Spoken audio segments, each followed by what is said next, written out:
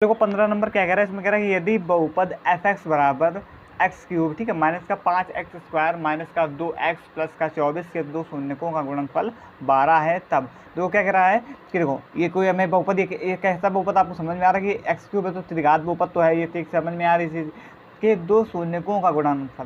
देखो शून्य हमारे त्रिघात बहुपद है तो शून्य क्या होंगे, इसे समझते जाते हैं। देखो अल्फा कामा बीटा कामा गामा, ये 3 शून्य होंगे क्योंकि त्रिघात बहुपद है। तो यहाँ पर क्या कह रहा है, 2 शून्य को गुणनफल, तो 2 शून्य का मतलब हम ये ले रहे हैं अल्फा और बीटा ले रहे हैं, तो इसका जो गुणनफल है 12 है। ठीक, आप बीटा इंटू गामा भी ले सकते हैं, जो आपको अच्छा लगे वो भी ले करके आप वैसे भी निकल जाएगा। तो हम यहाँ पर क्या ले रहे हैं, अल्फा इंटू बीटा ले रहे हैं, बीटा बराबर क्या ले लिया हमने 12 है, तो गुणनफल 12 है। तब बहुपद के शून्य ज्ञात करो, तो हमें क्या करना है, इसके शून्य ज्ञात करना है, मतलब अल्फा का मान, तो अल्फा का बीटा और गामा इन तीनों के हमें मान ज्ञात करना है, या इसके शून्य, इसके जो त्रिघात बहुपद दिख रहा है इसके हमें शून्य अल्फा बीटा की और गामा के मान ज्ञात करना है। तो चलो देखते हैं। तो सबसे पहले ये चीज़ तो आपको क्लियर है कि एक त्रिघात बहुपद है, तो सबसे पहले इसकी तुलना कर देते हैं, यहाँ से ए बी सी और डी के मान निकाल लेते हैं। तो यहाँ से क्या करोगे कि आप a x cube plus b x square plus c x और प्लस का डी से तुलना, तो ये क्या है, ये एक व्यापक रूप है, इसका त्रिघात बहुपद का व्यापक रूप, ठीक, क्योंकि ये प्राय आपको अगर त्रिघात बहुपद है तो इसी प्रकार से मिलेंगे, देखो ए एक्स क्यूब और यहाँ पर ए की जगह कुछ मान बदले, बी की जगह मान बदले और सी की जगह मान बदले, और सेम आपका सेम वैसा ही है। ठीक है, तो यहाँ से ए का मान क्या मिल जाएगा हमको 1, गुणा में कुछ नहीं तो 1 होता है, और बी का मान क्या मिल जाएगा -5, सी का मान क्या मिल जाएगा -2 और डी का मान क्या मिल जाएगा 24। तो यहाँ से हमने सारे मान ए बी सी डी के मान निकाल लिए। अब इतना कर लिया, अब एक चीज़ और यहाँ पर आप लिख लीजिएगा, ठीक है, कि देखो द्विघात बहुपद में तो आपको पता है कि शून्यकों का गुणनफल और शून्यकों का जो योगफल वो कर देते हैं कि द्विघात बहुपद में शून्यकों का योगफल जो होता है वो आपका होता है माइनस का b/a और गुणनफल क्या होता है c/a। लेकिन इसमें क्या होता है, इसमें देख लो, इसमें लिखो, तो इसमें जो शून्यकों का त्रिघात बहुपद के लिए लिख लीजिएगा, ठीक है, शून्यकों का जो योगफल होता है वो होता है alpha plus beta plus gamma की बात हो रही है यहाँ पर, ठीक है, यहाँ पर 3 हो जाएंगे ना क्योंकि त्रिघात बहुपद है, बीटा प्लस गामा, तो क्या होता है वो होता है आपका माइनस का b/a, ठीक है, सेम उसी प्रकार का होता है माइनस का b/a। और शून्यकों का गुणनफल क्या होता है, शून्यकों का गुणनफल, तो शून्यकों का गुणनफल क्या होता है माइनस का d/a, ठीक है, ये होता है इसका योगफल त्रिघात बहुपद के लिए और ये होता है गुणनफल। तो जितने हमने सूत्र, ये आपका सूत्र फार्मूला, ठीक है, तो ये याद कर लीजिएगा, ठीक, बिना इनके जो आपके सवाल नहीं, ठीक है, लगेंगे नहीं, ठीक है, आप जब याद हो जाएगा तो आपको सवाल आप आराम से कर पाएंगे। ठीक है, क्लियर हो गई बात ना, तो ये हो गया। अब आ जाते हैं सवाल पे। तो अब यहाँ पर देखो, हमें यहाँ पर अल्फा इंटू बीटा बराबर पता है 12, अब हमें सारे मान निकालने, तो मान आप निकालोगे कैसे, तो सबसे पहले हम यहाँ पर क्या लिखेंगे, शून्यकों का गुणनफल, तो शून्यकों का गुणनफल अभी हमने लिखाया बिल्कुल हाल फिलहाल में कि माइनस का d/a, नीचे देखो यहाँ पर माइनस का d/a, ठीक है। तो अब यहाँ से ये शून्यकों का गुणनफल यहाँ पर कौन कौन से मान है, अल्फा का मान है इंटू बीटा इंटू गामा बराबर, ये तो माइनस का d/a है, ठीक है। तो अब यहाँ से हमें ये पता है कि अल्फा इंटू बीटा बराबर क्या है 12, तो यहाँ से अल्फा इंटू बीटा बराबर क्या कर लोगे 12 बराबर में, सॉरी इंटू में गामा बराबर में माइनस का d/a। अब d और a के मान भी पता है, तो d का मान क्या है हमारे पास 24, किसका प्लस का, लेकिन ये माइनस का है तो माइनस का 24 a का मान क्या है 1, ठीक है। तो यहाँ से 12 इंटू गामा बराबर में माइनस का 24, ठीक है। तो यहाँ से 12 किसका है, गुणा का है, इधर आएगा तो भाग में हो जाएगा, तो बट्टे में क्या हो जाएगा 12 हो जाएगा, 12 दूनी 24, तो गामा बराबर क्या आ जाएगा माइनस का 2, समझ में आया। यहाँ पर गुणा में है, इधर आएगा तो किसमें हो जाएगा भाग में, आप बस समझ लीजिएगा, इधर आएगा तो किसमें भाग में हो जाएगा, और 12 इसका 12 और 12 दूनी 24, चिन्ह माइनस का, तो यहाँ पर चिन्ह माइनस का आ जाएगा। तो गामा बराबर हमने क्या निकाला कि माइनस का 2 आ गया हमारे पास, ठीक है। अब गामा, अब हमें निकालने अल्फा और बीटा के मान, तो अब इसके लिए आप सूत्र क्या लिखो, आपको पता है, अभी हमने बताया कि शून्यकों का योग गुणनफल तो हो गया, अब शून्यकों का योगफल देख लो, तो शून्यकों का योगफल मतलब अल्फ़ा प्लस में बीटा और प्लस में गामा, ठीक है, बराबर में क्या होता है माइनस का बी अपॉन में ई। तो अब अल्फ़ा प्लस में बीटा प्लस में गामा, तो यहाँ पर हमें ना अल्फ़ा का मान पता है तो अल्फ़ा को अल्फ़ा लिख दो, प्लस बीटा को बीटा लिख दो, लेकिन गामा का मान हमें पता है कि माइनस का 2 बराबर में, और बी का भी मान पता है माइनस का 5, तो माइनस माइनस हो जाएगा प्लस, तो 5 और ए का मान 1, ठीक है। अब इतना करने के बाद अब क्या करो, इसको हल करो भाई, तो अल्फ़ा प्लस में बीटा और यहाँ पर क्या हो जाएगा आपका बीटा और बराबर, ये इधर किस में है माइनस का, इधर आएगा तो किस में हो जाएगा प्लस में हो जाएगा, तो 5 प्लस में 2, तो अल्फ़ा प्लस में बीटा बराबर में 7।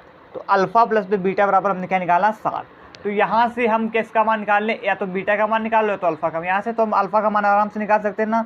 तो हमने अल्फ़ा का मान क्यों निकालेंगे, क्योंकि यहाँ पर आप अल्फ़ा के भी मान निकाल सकते हैं, बीटा के भी मान निकाल सकते हैं, क्योंकि हम अल्फ़ा इंटू बीटा बराबर इसमें रख देंगे तो यहाँ से हमें बीटा का भी मान निकल जाएगा, ठीक है, क्योंकि हमें यहाँ से समीकरण बनाना है ना, तभी तो अल्फ़ा और बीटा के मान निकल पाएंगे, तो इसलिए हम ये कर रहे हैं। तो यहाँ पर क्या लिखोगे आप कि अल्फ़ा बराबर 7 माइनस का बीटा, तो यहाँ से ये हमें अल्फ़ा का मान निकल गया, मिल गया 7 माइनस का बीटा, मतलब ये वैसा मान नहीं मिला है, लेकिन हमने यहाँ से अल्फ़ा का एक मान निकाल लिया है कि जो हम समीकरण में आराम से रख पाएंगे, ठीक है।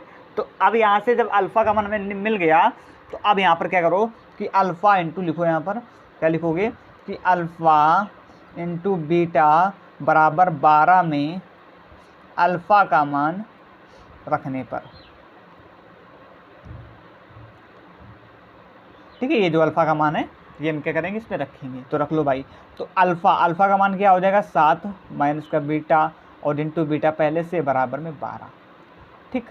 तो अब बीटा गुणा होगा यहाँ पर, तो देखो बीटा गुणा पहले 7 में कराओगे तो 7 बीटा और माइनस का बीटा गुणा इसमें कराओगे बीटा में, तो बीटा स्क्वायर बराबर में 12। तो यहाँ से आपको समीकरण बनता दिख रहा है ना, कि देखो समीकरण बन जाएगा, बस इसको कैसे लिखने में सही क्रम में लिखने की देरी है, तो यहाँ पर लिख लो सही क्रम में भाई। तो बीटा स्क्वायर और आपका प्लस का 7 बीटा और यहाँ प्लस का इधर आएगा तो माइनस का हो जाएगा, माइनस का 12 बराबर में 0, तो सॉरी 0, तो ये हमारा देखो एक समीकरण बन गया ना। तो अब हम आराम से अल्फ़ा और बीटा के मान निकाल सकते हैं, कोई दिक्कत वाली बात नहीं है। तो हमें सिर्फ समीकरण ही बनाना था, अब समीकरण बन गया, अब आ जाओ अब निकाल लो भाई आराम से।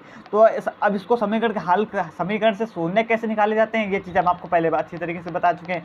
तो क्या कि यहाँ पर आपका 1 है तो 1 का गुणा किससे कराओगे 12 से, गुणा कराओ ने 12, तो 12 का फिर क्या ले लो आप लासा, तो ले लो भाई 12 का लासा, तो 2 × 12 2 × 6 और 3 × 3। अब यहीं से देखो हमें ऐसा करना है कि गुणा करने पर आ जाए 12 और जोड़ने या घटाने पर आ जाए 7। तो भाई देखो 2 दूनी 4 और 3 12, 4 3 12, 4 में 3 जोड़ो तो 7, 4 3 7, 4 3 12 बन गया ना।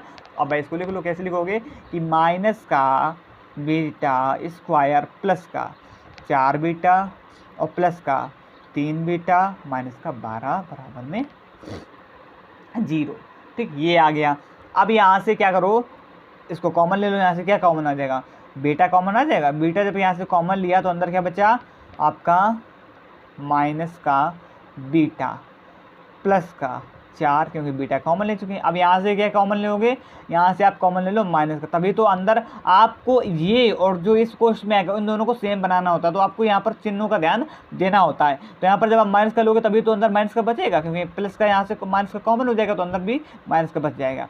तो देखो माइनस का और यहाँ से कॉमन क्या मिल जाएगा 3, तो अंदर ये प्लस का है और यहाँ पर माइनस, तो यहाँ पर क्या हो जाएगा माइनस का बीटा प्लस का 4, ठीक है, क्योंकि हमने 3 तो कॉमन ले लिया, 3 चौको 12, तो 4 यहाँ से आ जाएगा बराबर में हमारा 0।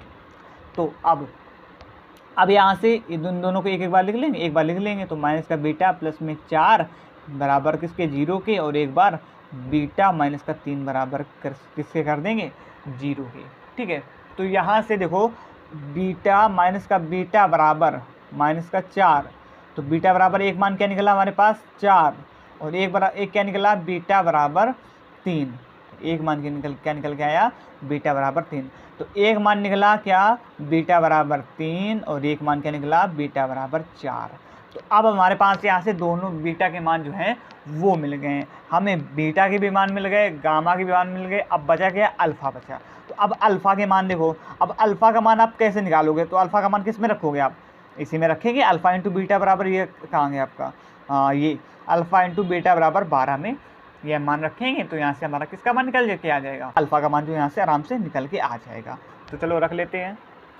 अब देखो यहाँ पर बीटा के हमारे पास 2 मान है, तो जब एक बार देखो, एक पहले बीटा बराबर 4 रख के देखेंगे, फिर एक बीटा बराबर क्या रखेंगे देखेंगे 3, तो दोनों रखेंगे तो वहाँ से भी हमारे अल्फ़ा के भी 2 मान निकल के आएंगे।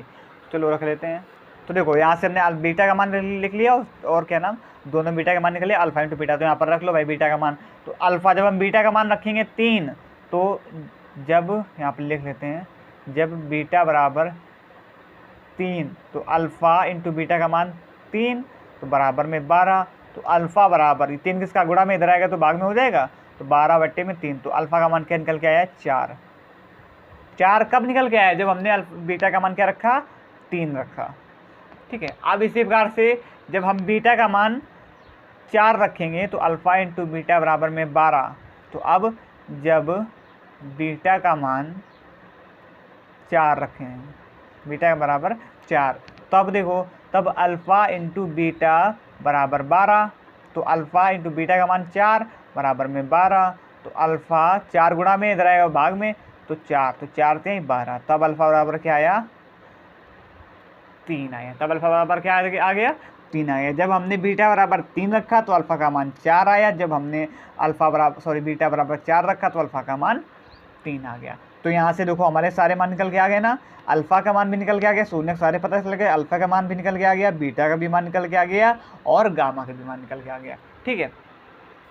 तो ये आपका रहा पूरा सवाल। तो आशा करेंगे समझ में आया होगा। हाँ मानेंगे कि सवाल आपका जो थोड़ा सा बड़ा था, लेकिन बड़ा था और करने में कोई कठिन नहीं था, जो इसका प्रोसेस था वो थोड़ा सा लंबा था। और तो आशा करेंगे आज का सवाल आपको अच्छी तरीके से समझ में आया होगा, कोई डाउट नहीं होगा। एक सवाल था बिल्कुल, हमने इसलिए आपको एक ही सवाल थोड़ा सा बड़ा था, प्रोसेस लंबा था और कठिन बिल्कुल भी नहीं था। ठीक है। 1-2 बार आप जब इसका लगाएंगे, अगर फिर भी आपको समझने में कोई दिक्कत आ रही तो हमें कमेंट करके पूछेंगे, तो हम आपको दूसरी वीडियो में बता देंगे। तो आज के लिए इतना ही। वीडियो अच्छी लगी हो तो वीडियो को लाइक कीजिएगा, कमेंट कीजिएगा, शेयर कीजिएगा और चैनल में नया हो तो चैनल को सब्सक्राइब भी कर लो। तो धन्यवाद। आज के लिए इतना ही, मिलते हैं कल शाम 8 बजे। धन्यवाद।